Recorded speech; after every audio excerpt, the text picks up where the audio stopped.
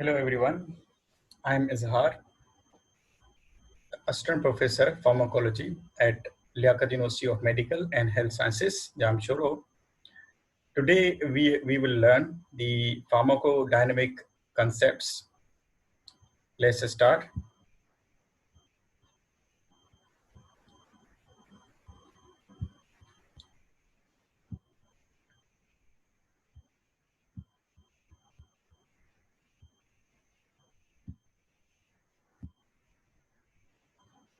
After completion of watching of this video, we will be able to learn the mechanism of drug actions, types of drug receptors, dose response curves, and difference between efficacy and potency.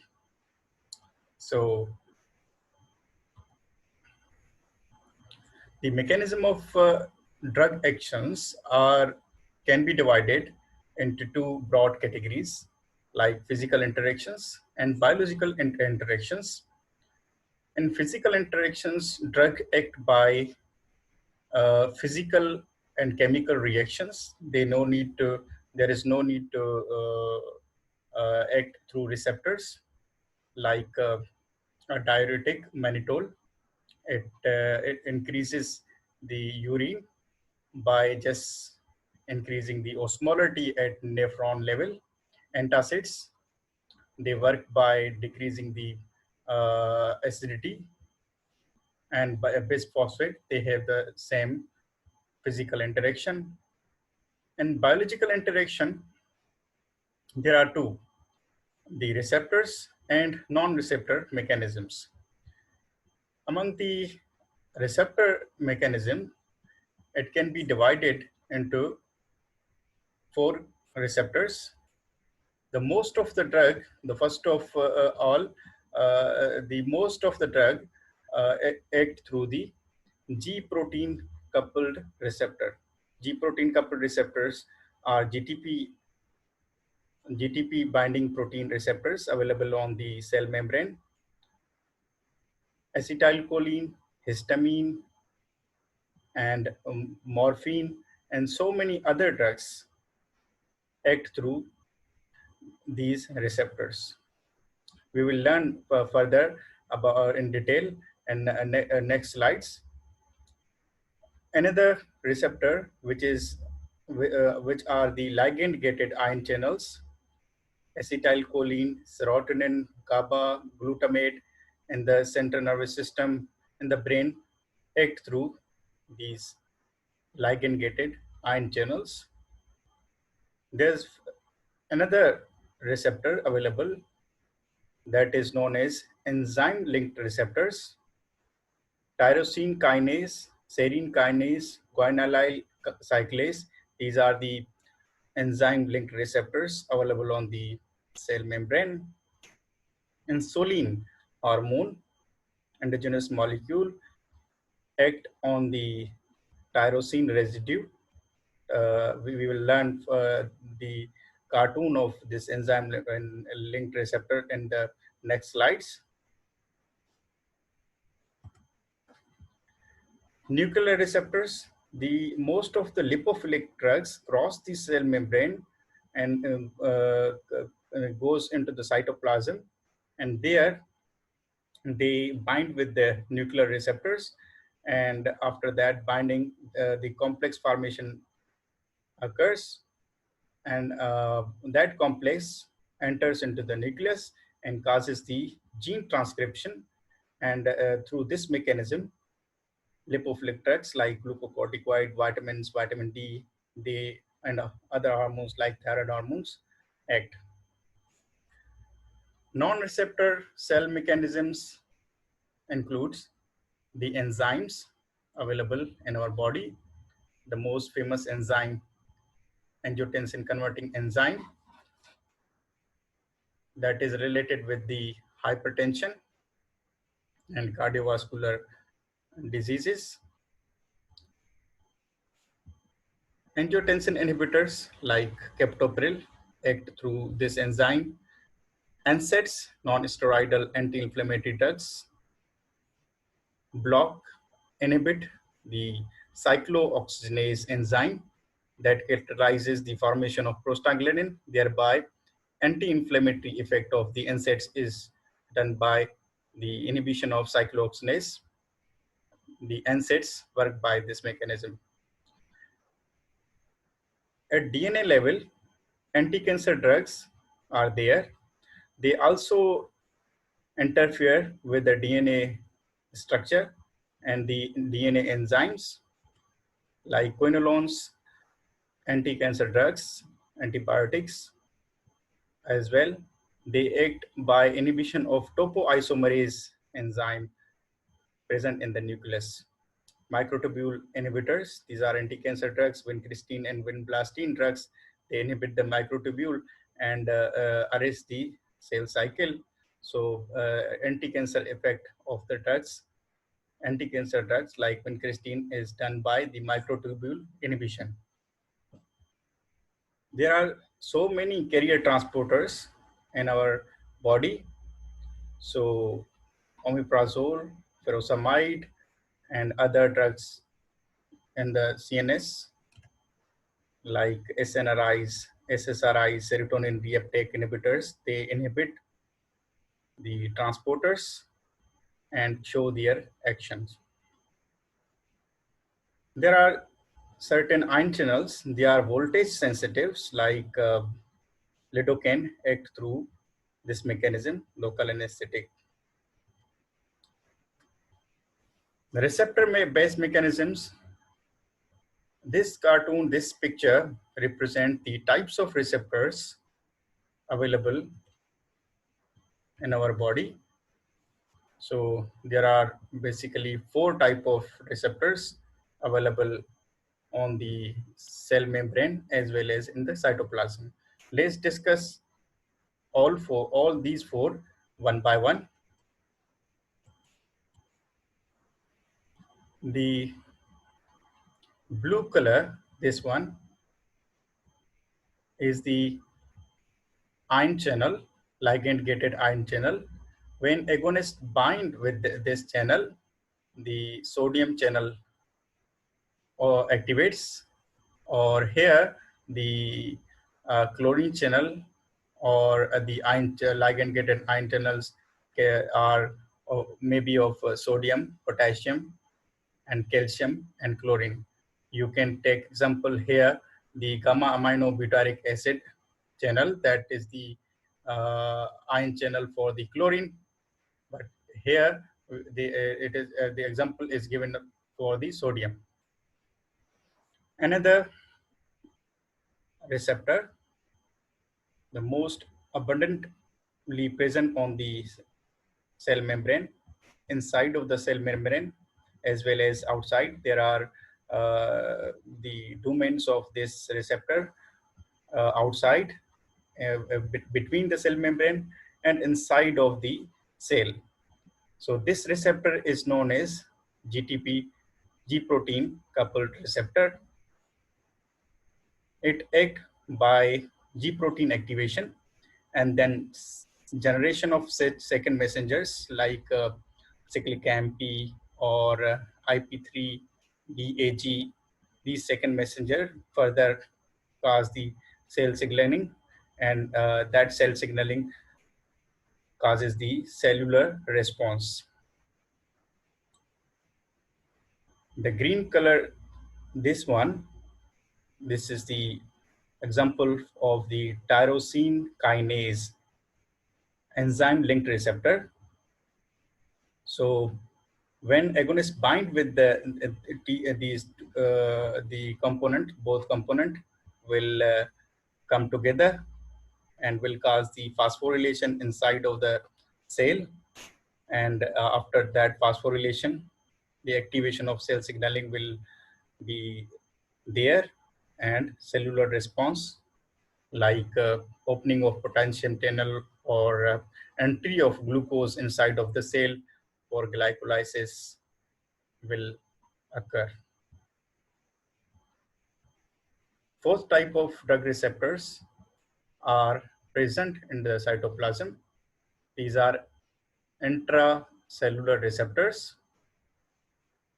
Most of the lipophilic drugs like steroids, morphine, and not morphine, uh, so many lipophilic drugs will act through nuclear receptors when they bind with the intracellular receptor and then transported to the nucleus and causes the activation of the transcription and translation and anti-inflammatory actions of the steroidal drugs occurs through this way.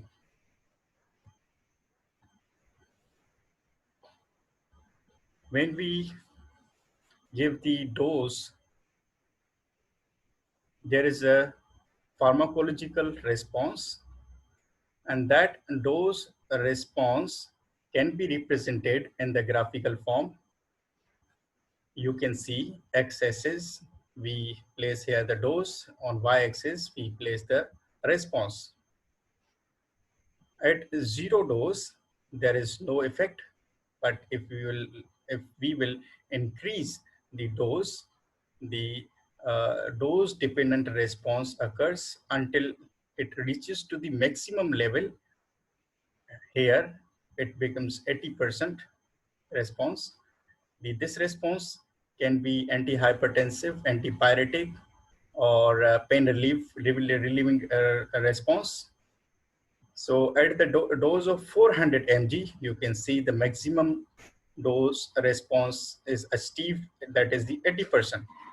After that, though no response is there, so the curve will be formed, and that curve is known as dose response curve.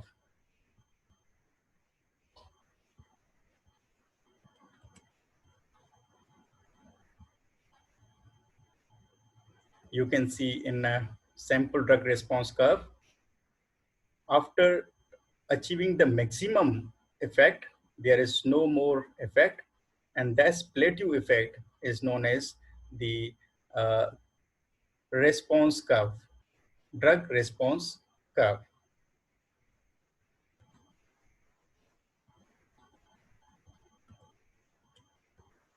You can see the more effective or more elaborated dose response curve here.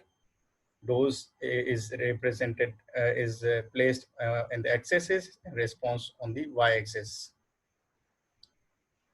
After learning the dose response curve, there are few terms which are mostly used interchangeably.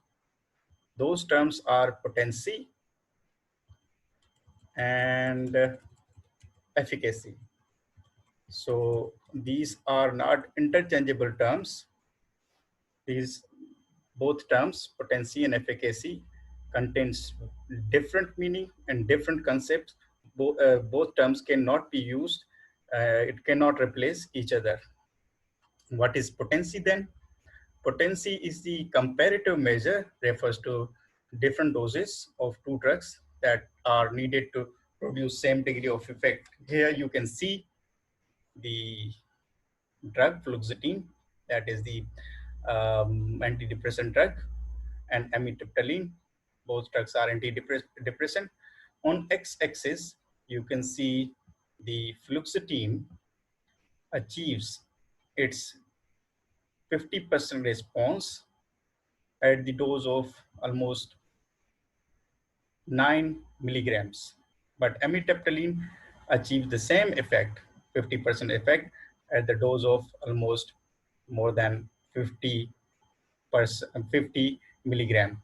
So using this graph, we can understand the effect of fluoxetine and amitriptyline. The more potent drug will be fluoxetine because it shows it 50% response at the dose of 9 milligram.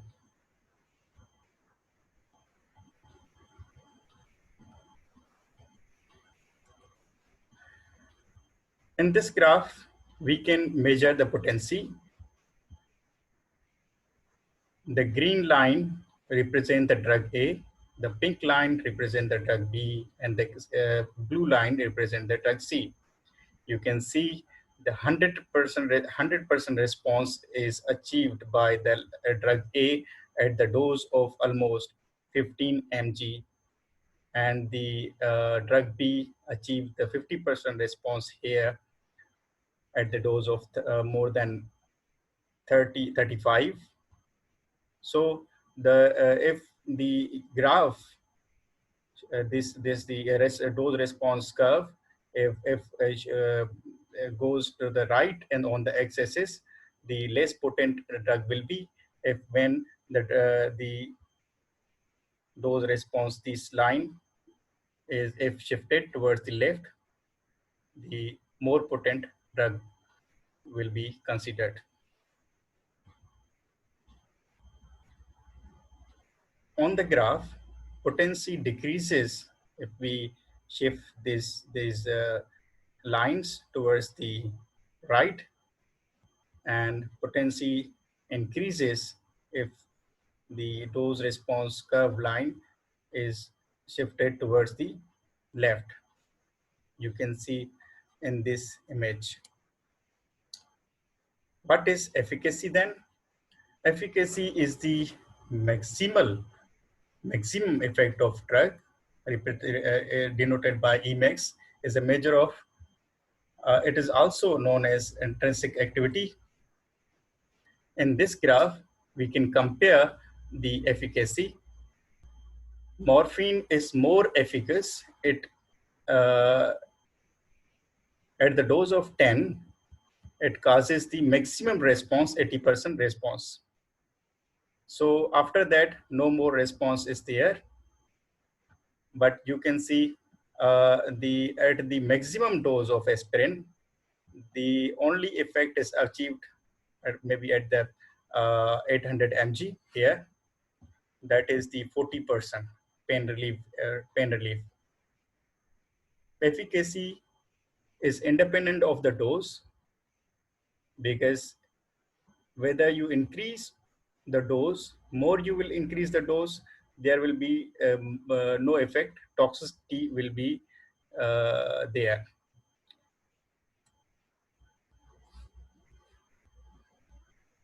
Efficacy and potency. Let's learn further the differences between the efficacy and potency. Efficacy is the maximum response produced by a drug. It depends on the number of drug receptors and complexes are formed.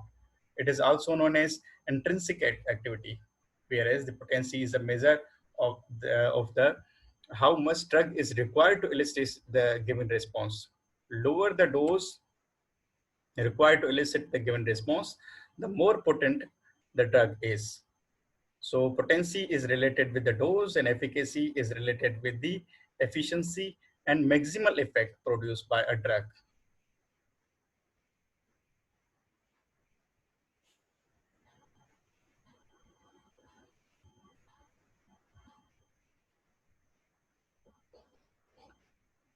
There is another term, ED50, effective dose 50%. Why we consider the effective dose 50%, not the effective dose 30% or effective dose 100%? In pharmacology, we need to standardize some effects of drugs. So all the scientists have decided, pharmacologists have decided to, at least we will consider the 50% response for any drug, and the 50% response is minimum response if achieved by a drug.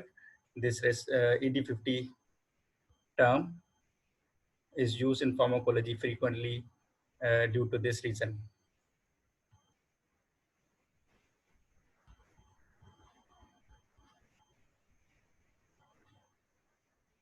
What is LD50? LD50, L is for the lethal, and D is for the dose, lethal dose, and 50 is for the person. Is a dose at which 50% of the animals exhibit death, 50% animal die. So LD50 is evaluated in the animal, mostly in the mice, not on the humans. So this LD50 is used to calculate the therapeutic index of the drugs. Therapeutic index is the ratio of LD50 and ED50. Lethal dose divided by effective dose. If calculated, then this therapeutic index value is used to determine the toxicity of the and the therapeutic safety of the drug. Here you can see the blue line represent the ED50 here, and this red line indicates the lethal dose. So dose response curve of both, if are compared, then you can see at the low dose, if ED50 there is there, if we will increase the dose in animals, so animal dose will be there, but the the animal will show the death here. 50% animal die.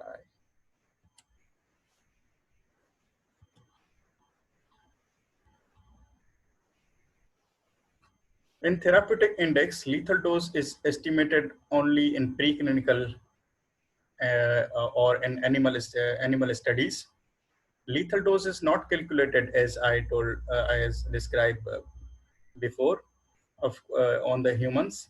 So we use the term safety margin for the drugs or the therapeutic window.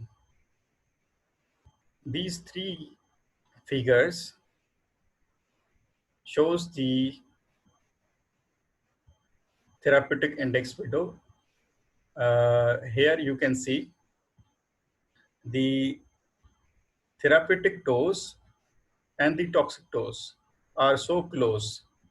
In this graph, you can see the therapeutic dose and the toxic dose are a little bit far away, far. And the third graph, the therapeutic effect and the toxic effect are very far from these, from each other. So we can say if the drug exhibits the third graph behavior, we can say that that drug will be more safer than the drug here in this graph. You can see there is very less margin of the safety, or you can say that here is a more space between the therapeutic and the toxic effect. Therapeutic window is more clinically relevant index. It describes the dose range between the minimum therapeutic concentration or the toxic and the minimum toxic concentration of those. We can take example of the theophylline.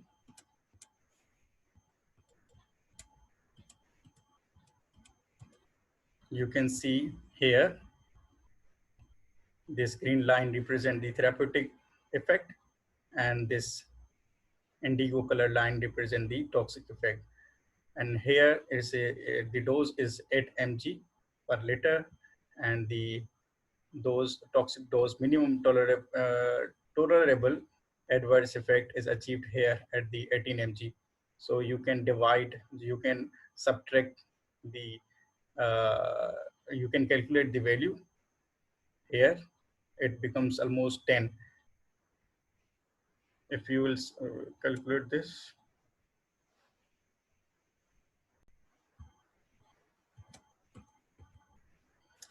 thank you so much for watching this video.